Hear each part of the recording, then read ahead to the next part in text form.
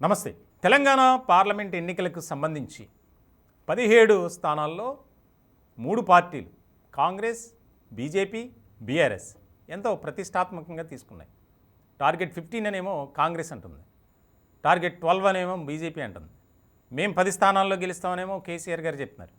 ఇలాంటి సందర్భంలో ఒక ముఖ్యమైనటువంటి పరిణామం చోటు చేసుకుంది. ఇప్పటికే స్వతంత్ర అభ్యర్థులు చాలామంది నామినేషన్లు కూడా వేశారు. ఇలాంటి క్రమంలో కరీంనగర్ పార్లమెంటు స్థానానికి సంబంధించి ఒక మహిళ నామినేషన్ దాఖలు చేసింది. మనం ఫొటోస్ చూస్తున్నాం. ఆ యొక్క తట్టలో ఆ నామినేషన్ వేసేందుకు 25,000 రూపాయలు డిపాజిట్ చేయాలి. దానికి సంబంధించి ఆ డబ్బులు చిల్లర నాణ్యాలను సేకరించి నామినేషన్ వేసింది. పేరాల మానసారెడ్డి. ఈమె కరీంనగర్ జిల్లా సైదాపూర్ మండలం బొమ్మకల్ గ్రామానికి చెందినటువంటి సివిల్ ఇంజనీర్, బీటెక్ చేశారు. అది కూడా లవ్లీ ప్రొఫెషనల్ యూనివర్సిటీ పంజాబ్. ఇది ఎంతో ప్రతిష్టాత్మకమైనటువంటి యూనివర్సిటీ. అక్కడ సివిల్ విభాగంలో బీటెక్ చదివారు.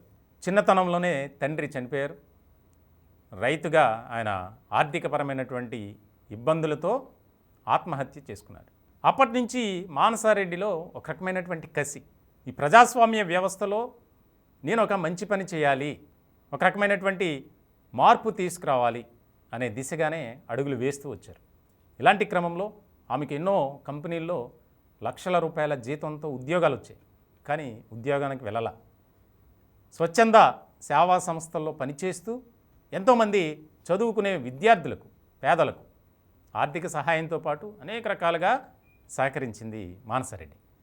ఇలాంటి సందర్భంలో ఆమె నామినేషన్ వేసిన తర్వాత అక్కడ ఉన్నటువంటి మీడియా ప్రతినిధులతో కూడా మాట్లాడారు. ఏంటి మేడం మీరు ఇట్లా చిల్లర డబ్బులతో నామినేషన్ వేయడానికి వచ్చారని. ఆమె చెప్పింది ఒకటే, మన సమాజంలో ఇప్పుడున్నటువంటి నేతలు ఎన్నో రకాలుగా అక్రమాలకు పాల్పడుతున్నారు. కనీసం నా వల్లైనా ఒక్కరైనా మారితే చాలు.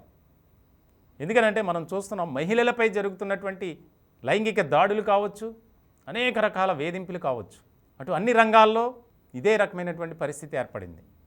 ఏ ఒక్కరు కూడా మహిళల పట్ల ఒక రకమైనటువంటి భావనతో లేరు. ప్రతి మనిషి ఒక మహిళను కానీ, ఒక యువతిని కానీ, ఒక చిన్నారిని కానీ తమ ఇంట్లో మనుషులుగా చూసుకోవాలి, సోదరిగానో తల్లిగానో ఇట్లా. కానీ ఆ పరిస్థితులు మన సమాజంలో లేవు. అందుకే నేను నామినేషన్ వేయాలనుకుంటున్నా. నేను ఎలాగూ గెలవనని తెలుసు, కానీ నా నామినేషన్తో ఒక మార్పు అనేది రావాలి అనేది చాలా ఆసక్తికరమైనటువంటి పరిణామంగా ఇది మారింది. ముఖ్యంగా వాయిస్ ఫర్ గర్ల్స్ అనే ఒక సంస్థలో ఈమె పనిచేస్తూ అనేక రకాలుగా ఏదైతే బాల్య వివాహాలు, వరకట్న వేధింపులు, లైంగిక వేధింపులు, వీటి మీద పోరాటం చేస్తూ అనేక రకాలుగా సక్సెస్ సాధించింది మానసారెడ్డి. ఇలాంటి సందర్భంలో మనకు తెలుసు, ఈ ప్రజాస్వామ్య వ్యవస్థలో ఎవరిని గెలిపిస్తారనేది. ఆమె దగ్గర డబ్బు ఉండకపోవచ్చు, కానీ నామినేషన్ వేసినటువంటి క్రమంలో ఆమె కార్యాలయానికి రావటం కానీ మనం చూస్తున్నాం స్క్రీన్ మీద. ఆ తల మీద బుట్ట పెట్టుకొని ఆ బుట్టలో నాణ్యాలు, అది కూడా అందరి దగ్గర సేకరించి 25,000 రూపాయలు ఎప్పటి నుంచో. ప్రత్యక్ష ఎన్నికల్లో నేను పోటీ చేసి నేను ఒక రకమైనటువంటి మార్పు తీసుకురావాలని నా ఆలోచన అనేది ఆమె చెప్తున్నటువంటి మాట. ఇలాంటి సందర్భంలో చాలామంది మనం చూసాం. గతంలో కొల్లాపూర్ నియోజకవర్గం నుంచి బర్రెలక్క ఆమె స్వతంత్ర అభ్యర్థిగా పోటీ చేసి 5,000కు పైగా ఓట్లు సాధించింది. అందరినీ భయపెట్టినటువంటి యువతిగా మంచి పేరు ప్రఖ్యాతలు సంపాదించుకుంది. ఒక నిరుద్యోగ సమస్యను అస్త్రంగా తీసుకుని ఆమె స్వతంత్ర అభ్యర్థిగా పోటీ చేసింది అసెంబ్లీ ఎన్నికల్లో. ఇలాంటి సందర్భంలో ఒక మార్పు అనేది రావాలి సమాజంలో.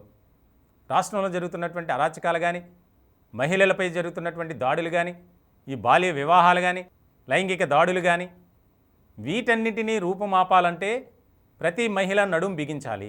దానికి ప్రత్యక్ష రాజకీయాలే ఒక రకమైనటువంటి పోరాట వేదిక అనేది మానసారెడ్డి చెప్తుంది. ఇటువంటి సందర్భంలో చాలా ముఖ్యమైనటువంటి చర్చగా అక్కడ కరీంనగర్ పార్లమెంటు స్థాన పరిధిలో ఒక చర్చ జరుగుతుంది.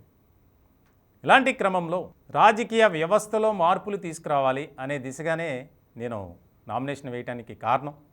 నేను ఎలాగూ గెలవను, కానీ ఒక్కరైనా మారి మానసారెడ్డిని ఆదర్శంగా తీసుకుంటే చాలు, నాకు వచ్చినటువంటి లక్షలాది రూపాయల జీతం ఉద్యోగాన్ని కూడా నేను వదులుకున్నా, కేవలం ఏంటంటే నా ప్రాంతంలో నా రాష్ట్రానికి సంబంధించి నేను సేవ చేయాలి, జరుగుతున్నటువంటి అరాచకాలు అకృత్యాలు మనం చూస్తున్నాం. ఇలాంటి సందర్భంలో మానసారెడ్డి ఒక రకమైనటువంటి సందేశాన్ని కూడా ఇచ్చినటువంటి పరిస్థితి అయితే కనిపిస్తోంది.